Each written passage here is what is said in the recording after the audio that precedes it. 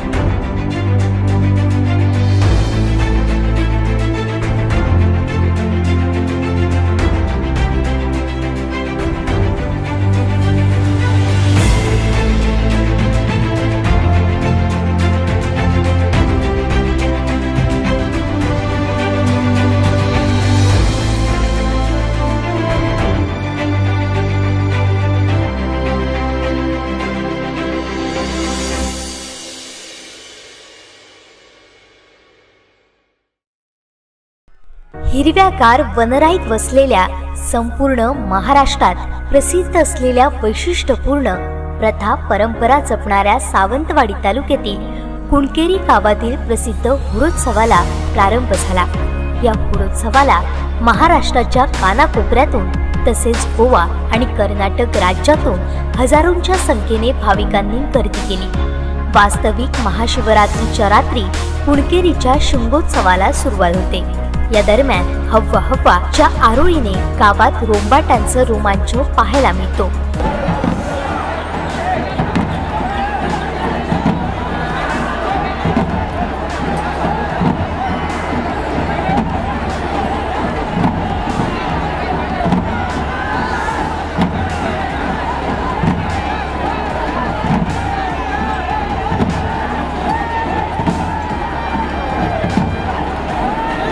सात दिवस सुरू असलेल्या शिमगोत्सवाची सांगता प्रसिद्ध हुडोत्सवाने होते। हुडोत्सवाच्या दिवशी श्रीदेवी भावईच्या माहेरघरी सकाळपासून धार्मिक कार्यक्रमांना सुरुवात होते। यावर्षी गोव्यातील भाविकांनी हुडोत्सवाला मोठ्या संख्येने गर्दी केली होती। भाविकांनी मोठ्या श्रद्धेने बोललेले नवस फेडणे तसंच नवस बोलणे असे कार्यक्रम सायंकाळपर्यंत सुरू होते। या निमित्त श्रीदेवी भावईचा गाभारा आणि देवीचं माहेरघर फुलांनी सजवण्यात आलं होतं। दुपारी देवीच्या माहेरघरी कुणकेरी, आंबेगाव येथील रोंबाटकरांचं रोंबाट मारण्यात आलं। त्यानंतर हे रोंबाट देवीच्या पालखी आणि निशाण काठीसह ढोल ताशांच्या गजरात सप्तरंगांची उधळण करत हुड्याच्या ठिकाणी केलं। हुड्याची भेट घेऊन त्यानंतर हुड्याच्या ठिकाणी कुणकेरी, आंबेगावसह कोलगाव या 3 गावाचे रोंबाट एकत्र होऊन रोंबाट मारण्याचा कार्यक्रम मोठ्या जल्लोषात झाला। यावेळी पांढरे निशाण, गावपंच, मानकरी चव्हाटा जवळ आल्यावर हुड्यासमोरील पटांगणात डफाच्या तालावर जुनी गाणी तालासुरात म्हणत व जय दत्ता गडी जय दत्ताच्या घोषात डफाच्या तालावर फेर धरला।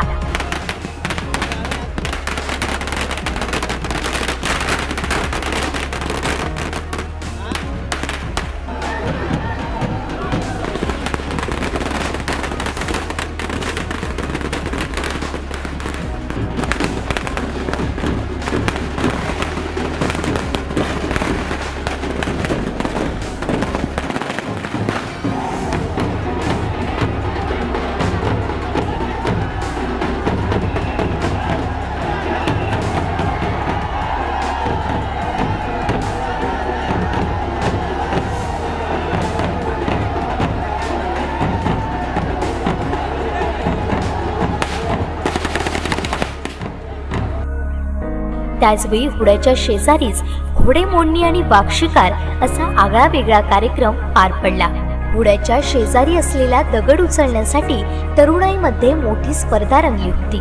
त्यानंतर सर्वांनाच उत्सुकता असलेला कार्यक्रम म्हणजे गगनचुंबी अशा 100 फूट उड्यावर देवाचे 3 अवतार चढण्याचा कार्यक्रम। साधारण 10 ते 15 मिनिटे सुरू असलेल्या या कार्यक्रमाने भाविकांच्या डोळ्यांचं पारणं फुटलं। त्यानंतर 100 फूट अशा उंच उड्यावर चढलेल्या देवाच्या 3 अवतारांवर भाविकांकडून परंपरेने दगड मारण्याचा कार्यक्रम मोठ्या श्रद्धेने पार पडला।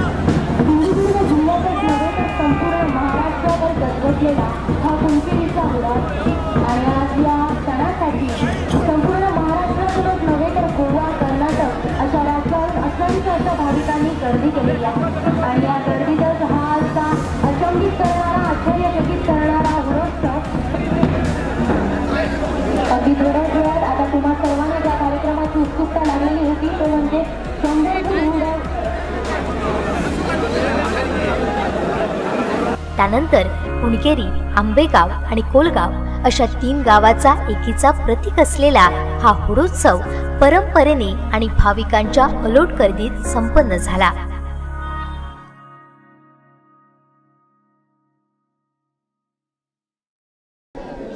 महाराष्ट्रात पंढरपूरनंतर हा उत्सव कुणकेरीमध्ये केला जातो।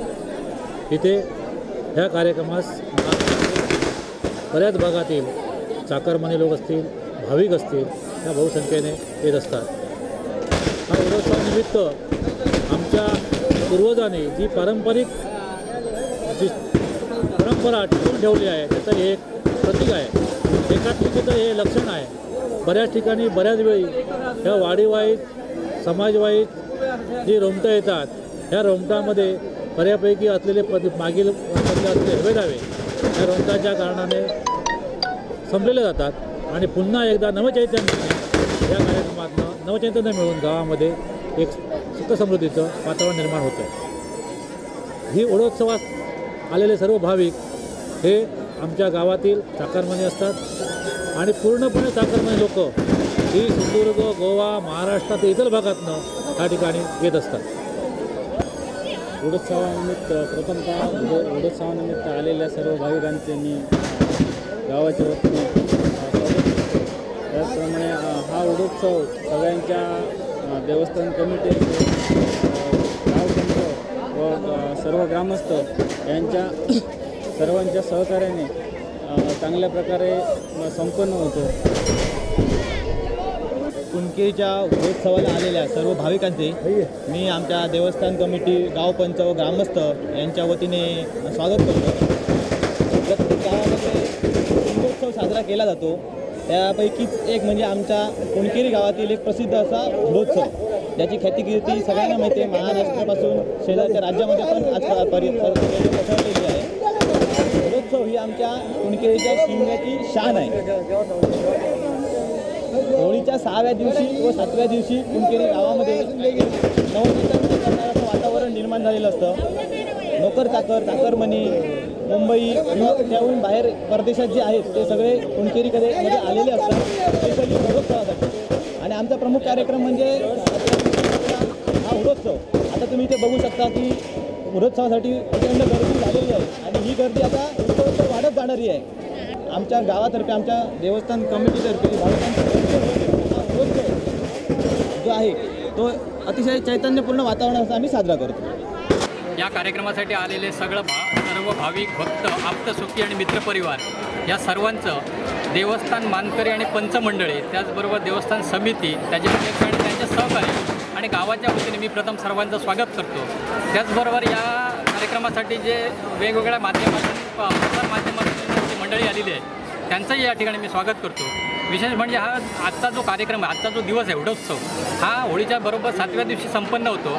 आंबेगाव, कुणकेरी, कोलगाव या 3 गावचे देवस्थानं जे आहेत एका ठिकाणी कुणकेरीमध्ये आंबेगावचं देवस्थानचे लोकप्रतिनिधी आणि त्यांचे निशाणकाठी येते, तसेच कोलगावच्या पण लोकांची येते आणि हा कार्यक्रम रोमट्यांच्या सहकार्याने आणि माध्यमातून या ठिकाणी संपन्न होत असतो.